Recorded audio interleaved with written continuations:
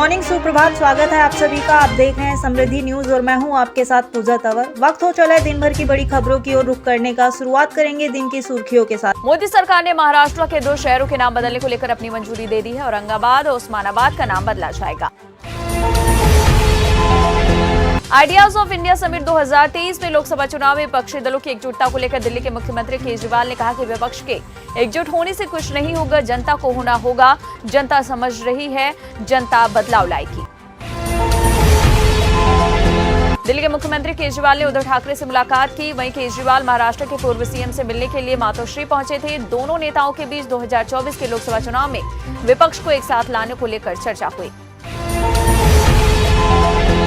कर्नाटक के पूर्व मुख्यमंत्री और बीजेपी के दिग्गज नेता वीएस येदियुरप्पा विधानसभा में विदाई भाषण देते नजर आए। उस दौरान उन्होंने अपने रोल मॉडल के बारे में भी जिक्र किया।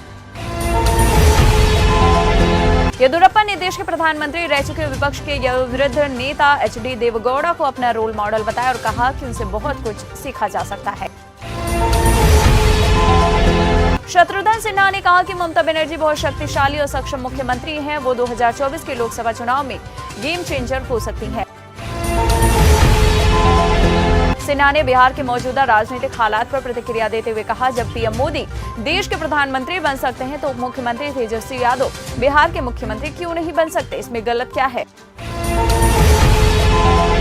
महाराष्ट्र में नहीं होंगे मिड टर्म चुनाव, शरद पवार का बयान। उद्धव ठाकरे के दावे को किया खारिज। पवार ने मध्यावधि चुनाव पर उद्धव ठाकरे के बयान पर अपनी राय रखते हुए कहा कि कल उद्धव ठाकरे ने कहा था कि मिड टर्म चुनाव हो सकते हैं, लेकिन मुझे ऐसा नहीं लगता। अखिलेश यादव ने सीएम योगी आदित्यनाथ की सरकार को कानून और सुरक्षा व्यवस्थाओं से लेकर विकास और रोजगार के मामले पर कटघरे में लाकर खड़ा किया और कहा कि भाजपा सरकार ने 6 वर्षों में कोई स्टेडियम नहीं बनाया। जब उन्हें शपथ लेनी होती है तो वो सपा के बनाए स्टेडियम में ही जाते हैं। भारत में भ्रष्टाचार को लेकर याचिका की सुनवाई करते हुए देश की सबसे बड़ी अदालत ने एक अहम टिप्पणी करते हुए कहा, हर आदमी इससे त्रस्त है। स्टैंडिंग कमेटी के चुनाव में वोट को लेकर मचे हंगामे के बीच आम आदमी पार्टी और बीजेपी पार्षद आपस में ही भिड़े। काफी देर तक हंगामा हुआ। वहीं 27 तारीख को एक बार फिर से स्टैंडिंग कमेटी का चुनाव होगा।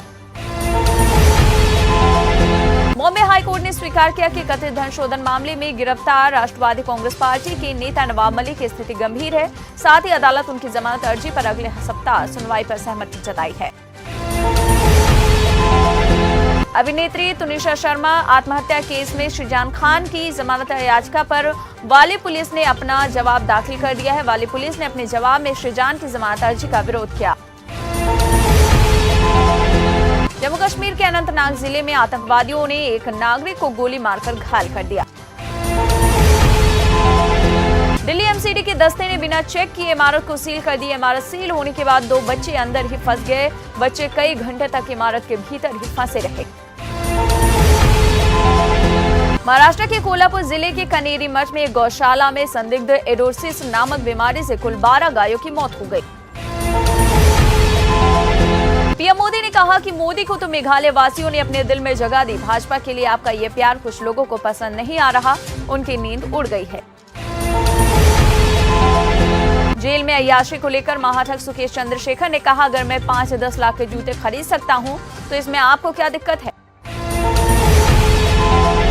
बीजेपी ने नीतीश कुमार और महागठबंधन सरकार पर हमला बोला। बीजेपी ने ट्वीट करते हुए कहा कि महागठबंधन सरकार ने अपनी रैली के लिए युवाओं के भविष्य को भी दांव पर लगा दिया। आपको बता दें, ग्रेजुएशन का सत्र पहले से ही विलंब चल रहा है और अब महागठबंधन ने अपनी रैली के लिए परीक्षा को स्थगित किया था।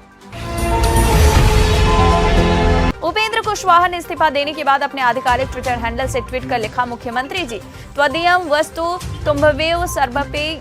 आज मैंने विधान परिषद की सदस्यता से इस्तीफा सौंपा। मन अब हल्का है। चक्रव्यूह से बाहर आ जाने की सुखद अनुभूति हो रही है। आपको बता दें, उपेंद्र कुशवाहा ने जदयू से अलग होकर नई पार्टी राष्ट्रीय लोक जनता दल बनाई। इसके बाद वो बिहार विधानमंडल पहुंचे थे। राजस्थान के मुख्यमंत्री अशोक गहलोत ने कहा कि राजस्थान में यदि कांग्रेस सरकार रिपीट होती है तो उनके द्वारा लाई गई कल्याणकारी योजनाएं और मजबूत होंगी। बिहार के मुख्यमंत्री नीतीश कुमार अगले साल होने वाले लोकसभा चुनाव के लिए भले ही विपक्षी दलों में एकजुटता की बात करते हो, लेकिन महागठबंधन की रैली में लगाए गए विभिन्न पोस्टरों से राहुल गांधी की तस्वीर गायब दिखी। कानून बनाकर पूरे देश में सामाजिक सुरक्षा लागू करे, अशोक गहलोत ने केंद्र सरकार से मांग की। साथ ही कहा कि राजस्थान सरकार द्वारा पेश किया गया अगले वित्त वर्ष का बजट पूरे देश में चर्चा का विषय बन गया है। कांग्रेस के आरोपों पर बोली वित्त मंत्री निर्मला सीतारमण की जांच एजेंसियां होमवर्क करके कार्रवाई करती हैं, न कि बदले की भावना से। मेघालय में चुनावी वैतरणी पार करने के लिए भाजपा कोई कोर कसर नहीं छोड़ रही। अब ईसाई बहुल प्रदेश में अपने जनाधार को मजबूत बनाने के लिए पार्टी राज्य में गोमांस खाने की अनुमति देने के लिए भी तैयार है। काशी की तरह मथुरा वृंदावन में भी शुरू होगा जल परिवहन, केंद्र सरकार कराएगी यमुना का सर्वे। पूर्व कांग्रेस नेता और डेमोक्रेटिक प्रोग्रेसिव आजाद पार्टी के अध्यक्ष गुलाम नबी आजाद ने बार बार गुलाम शब्द का इस्तेमाल करने के लिए जयराम रमेश को मानहानि का नोटिस भेजा। उधर अमरनाथ यात्रा के लिए जुलाई से शुरू होने की उम्मीद है। यात्रा की तैयारियों के संबंध में अधिकारियों ने बैठक की। कश्मीर को लेकर पाकिस्तान ने भारत पर झूठ बोलने और तथ्यात्मक रूप से गलत स्थिति का प्रचार करने का आरोप लगाया। पाक राजनयिक में भारत के खिलाफ जहर उगलते हुए कहा कि जम्मू कश्मीर एक अंतर्राष्ट्रीय स्तर का विवादित क्षेत्र है। भारत के दावे के अनुसार ये भारत का भिन्न अंग नहीं। बीजेपी ने गुजरात विधानसभा चुनाव की तरह मध्य प्रदेश में भी वोट प्रतिशत बढ़ाने पर विशेष फोकस किया है। आपको बता दें, पार्टी ने तय किया है कि वो 10% वोट बैंक बढ़ाएगी। उधर प्रधानमंत्री से अपनी तारीफ सुनकर तेमजेन इमना काफी खुश हुए। उन्होंने ट्विटर पर अपनी इस खुशी का इजहार किया। उन्होंने प्रधानमंत्री के भाषण का वीडियो क्लिप शेयर करते हुए लिखा कि गुरुजी ने बोल दिया, बस हम तो धन्य हो गए। 1650 किलोमीटर रेंज वाले क्रूज मिसाइल परीक्षण के बाद बोला ईरान डोनाल्ड ट्रंप की करना चाहते हैं हत्या। बीजेपी अपनी हार स्वीकार नहीं कर पा रही। महिला मेयर पर हमला किया, आतिशी ने कहा। राज्यपाल हत्याकांड के मुख्य गवाह उमेश की हत्या, सुरक्षा में लगे गनर की भी मौत। अजनाला घटना की विस्तृत जांच होगी। पंजाब डीजीपी ने कहा तो झूठे केस में फंसाया गया, सच्चाई की जीत हुई है। लवप्रीत तूफान ने बात कही। शिवपाल यादव ने उप मुख्यमंत्री ब्रजेश पाठक पर तंज कसते हुए कहा, ये पहले कांग्रेस में थे, फिर बहुजन समाज पार्टी से लोकसभा सदस्य और राज्यसभा सदस्य बने और फिर भाजपा में आकर उप मुख्यमंत्री हो गए। शिवपाल यादव ने पाठक को छापामार मंत्री करार देते हुए कहा कि कोई इनकी सुनता नहीं। उन्होंने कहा स्वास्थ्य विभाग का पूरा बजट खर्च हो गया होता, बहुत सी समस्या हल हो गई होती। पंजाब के मोहाली में इन्वेस्टर समिट का आयोजन किया गया। इस दौरान भगवंत मान ने लोगों से समिट में शामिल होने के लिए प्रोत्साहित किया और कहा कि नींव मजबूत होगी तो इमारत मजबूत होगी।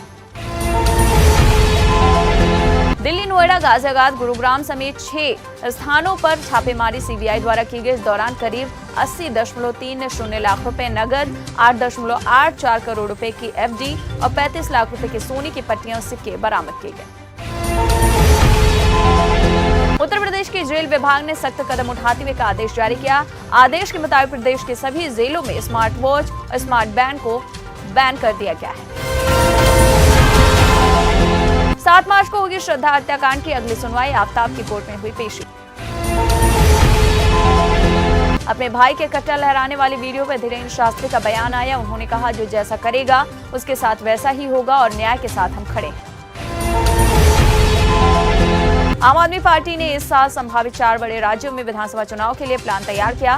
केजरीवाल जल्द चुनावी अभियान के तहत राज्यों का दौरा शुरू करेंगे। मार्च में कर्नाटक, छत्तीसगढ़, राजस्थान और मध्य प्रदेश के दौरे पर जाएंगे। कांग्रेस नेता पवन खेड़ा ने पीएम मोदी के कब्र खुदेगी वाले बयान पर कहा कि वो मुद्दे पर बात करते ही नहीं हैं। सबसे बड़ी गलती थी पाकिस्तान का बनना, बोले जावेद अख्तर। तो वहीं हिंदू राष्ट्र पर भी बेबाक तरीके से अपनी बात रखी। जर्मन चांसलर ने इस भारतीय दौरे को लेकर आधिकारिक सूत्रों ने बताया कि चांसलर के इस दौरे से दोनों देशों के बीच द्विपक्षीय संबंधों को नई गति मिलेगी। उधर मुंबई में अभिनेता नवाजुद्दीन सिद्दीकी के खिलाफ एफआईआर दर्ज। पूर्व पत्नी आलिया ने रेप का केस दर्ज कराया। तो आज की बात बस यहीं तक, कल फिर होगी मुलाकात। जय हिंद, जय भारत।